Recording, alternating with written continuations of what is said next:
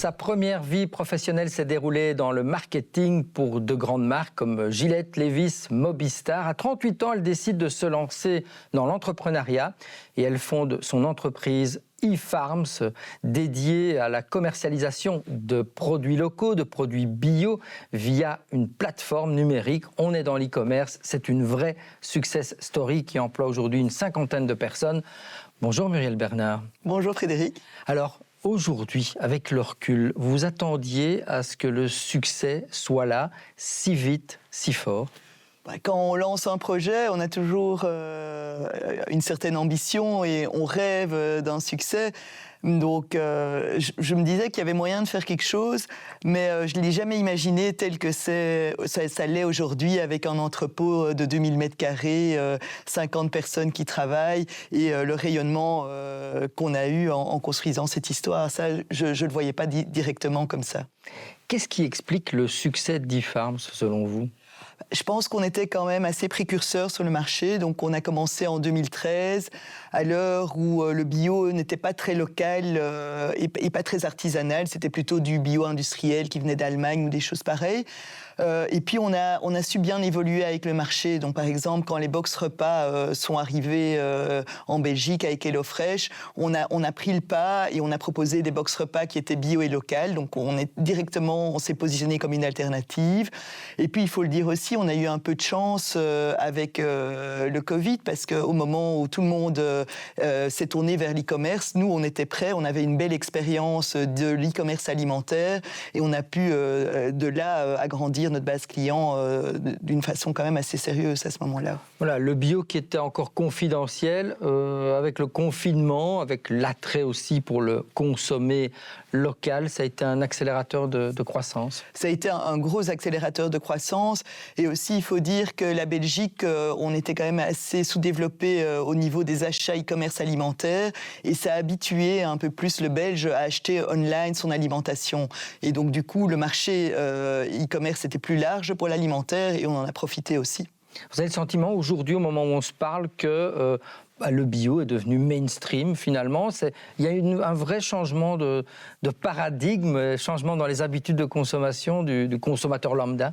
Je dirais pas encore que le bio est mainstream, hein. Donc je pense qu'il y a aussi beaucoup de greenwashing et d'appellations vertes, durables, engagées, raisonnées. Ouais. Et donc je pense que le consommateur est quand même un peu perdu aujourd'hui et qu'il n'y a pas encore tellement de gens qui achètent une grande partie de leurs aliments en bio. Donc je pense qu'il y a encore un potentiel de développement assez grand. Mais c'est vrai que c'est une thématique qui a été reprise dans la grande distribution, surtout les thématiques du petit producteur et des choses pareilles.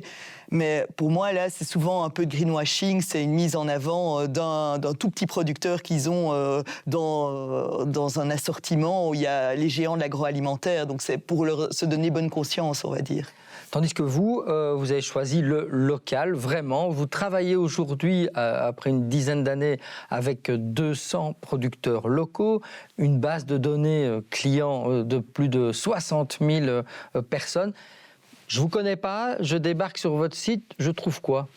Vous trouvez tout. Donc, vous avez faim déjà quand vous arrivez. Donc, c'est vraiment comme arriver à un beau marché. Vous allez avoir du pain, des fromages, de la viande, du poisson, des fruits, des légumes. Et vous allez avoir aussi des menus. Donc, avec des recettes, des plats que vous pouvez commander, qui sont des plats à préparer, donc dans les box repas. Mais aussi, ce qu'on a depuis quelques mois et qui marche très bien, c'est des plats traiteurs. Donc, c'est des plats qu'il suffit de réchauffer, mais de nouveau, qui ont les mêmes valeurs eFarms, donc qui sont bio, qui sont locales, qui sont sans additifs, qui sont bons pour votre santé. Et on a une gamme, chaque semaine, on a une dizaine de plats préparés que vous pouvez choisir et commander et réchauffer chez vous. Vous avez commencé tout petit, je l'ai dit, maintenant plus d'une 50aine d'employés. Comment on fait quand on a zéro expérience de l'entrepreneuriat, même si vous avez une grande expérience du marketing, pour encaisser la croissance et grandir ? Mais je pense qu'on grandit avec sa société et moi je l'ai vraiment vécu. Donc il y a des petits paliers de croissance tous les 2-3 ans et chaque fois il faut se réinventer et s'adapter à la réalité de son entreprise. Donc je ne suis pas restée la même patronne pendant 11 ans. Donc j'ai changé au fur et à mesure des priorités et des demandes de mon entreprise en fait. Et qu'est-ce que vous a appris le marketing de vos expériences précédentes en tant qu'entrepreneur? Je pense que le marketing, c'est clé quand on est entrepreneur parce qu'on peut avoir le plus beau produit du monde. Si on ne le vend pas et si on ne le présente pas à son client, la boîte, elle ne marche pas. Donc je pense que le marketing, pour moi, est important pour mettre en avant le produit, pour le positionner et le vendre aux clients. Alors, depuis vos débuts, vous avez levé une première fois, on va dire, 1 million en plusieurs phases successives pour faire grandir l'entreprise. Il y a 2 ans, une importante levée de fonds, 3 millions d'euros du fonds d'investissement Achilles. Au départ, c'était pour attaquer davantage le marché flamand, parce que vous êtes surtout présente Wallonie-Bruxelles, et aussi le nord de la France. Vous en êtes où dans cette conquête? Donc l'idée, c'était au sorti du Covid, la société avait vraiment grandi et on voulait professionnaliser l'approche, quoi. Ouais. Et donc on a investi dans différentes choses. Par exemple, on a digitalisé tout notre entrepôt, on a rechangé notre site internet. Donc il y a une nouvelle release du site internet au mois de janvier, donc il est complètement différent. Et attaquer des nouveaux marchés comme la Flandre principalement. Ce qu'il faut dire, c'est que ces 2 dernières années ne sont pas passées exactement comme on l'avait prévu. Donc, on a quand même été touché par la crise économique, donc une réduction du pouvoir d'achat et les gens ont acheté moins bio. On a été aussi touché par l'indexation des coûts, comme toute entreprise. La crise énergétique aussi. La crise énergétique, donc tout ça a fait que ça a été 2 années un peu plus difficiles. Donc, on est un peu en retard sur notre plan de lancement en Flandre. Mais ce qu'on voit depuis... Maintenant, ça fait 5 mois qu'on est en retour vers la croissance. Donc, ça fait 5 mois que la boîte recommence à grandir à un très bon rythme. Donc, j'ai l'impression que les mois difficiles, c'était pas des années, c'était les 18 mois difficiles sont passés et que là, on est relancé et on a des nouveaux chantiers comme l'attaque de la Flandre, mais aussi vraiment, on consolide aussi nos bases où on est en Bruxelles et en Wallonie et on réattaque la croissance de ces marchés-là, quoi. Muriel Bernard, vous avez fondé eFarms, vous êtes la CEO depuis 11 ans et là, pourtant, depuis quelques jours, vous avez décidé de passer le relais de fonction de CEO. Vous serez toujours dans l'entreprise, bien sûr. Pourquoi ? Effectivement, ça fait 11 ans et après 11 ans, j'avais l'impression d'avoir fait un peu le tour de ce que moi je pouvais apporter à la société. Et aujourd'hui, eFarms est dans des très bonnes conditions, donc on est sur un retour d'une croissance. L'équipe de management est très forte. Et il y avait une personne dans cette équipe de management qui était vraiment prête à reprendre les rênes. Donc je me dis, c'est un moment, les étoiles sont alignées. Je pense que c'est le moment de tourner la page, pour moi, de prendre un peu de repos et de passer à autre chose et d'apporter un peu de sang neuf dans la direction d'eFarms.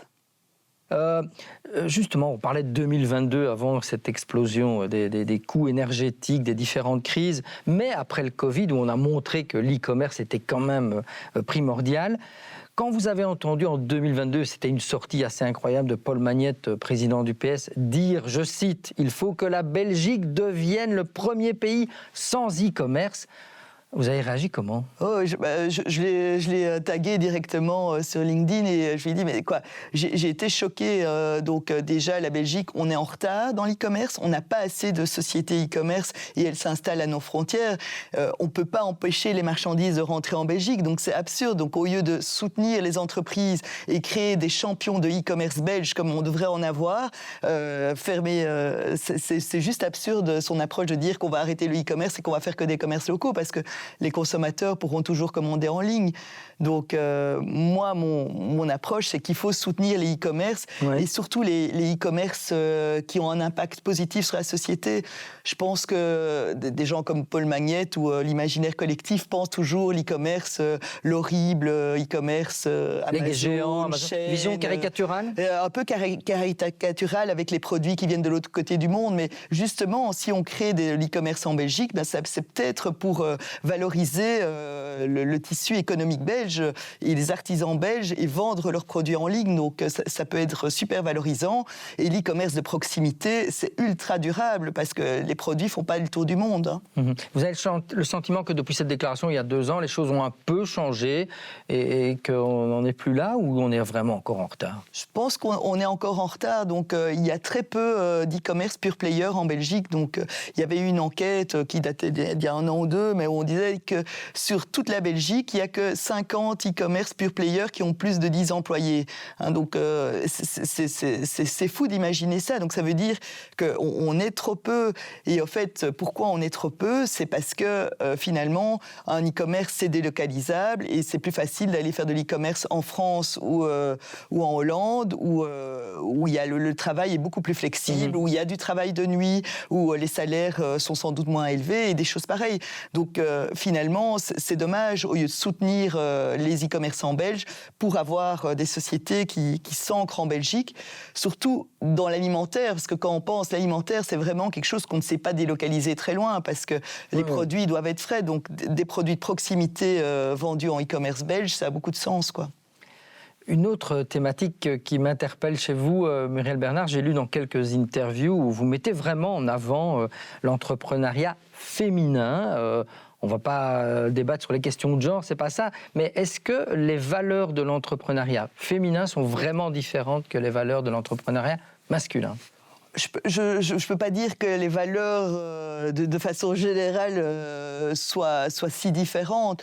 Ce que je peux dire, c'est que souvent, on voit qu'il y a quand même pas mal de femmes dans les sociétés à impact, dans les choses qui essaient d'avoir un impact positif sur la société, dans la durabilité et des choses comme ça. On voit beaucoup de femmes CEO de ce type de société.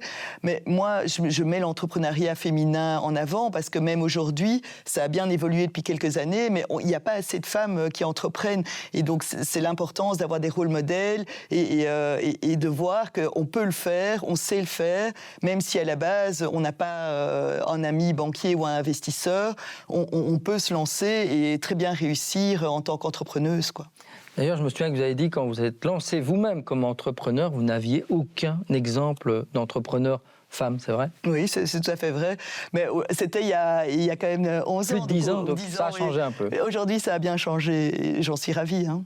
Aujourd'hui, vous êtes complètement heureuse, vous ne retourneriez pas dans le privé, retourner dans le marketing? Oh non, jamais non. Donc, je pense que quand on a connu l'adrénaline et la passion de construire sa société, on va plus voir ailleurs, quoi, hein. Donc c'est vraiment, ça a été une très chouette trajectoire et à la fois de pouvoir construire une boîte et d'avoir une équipe qui suit derrière et d'essayer de faire les choses bien dans sa société.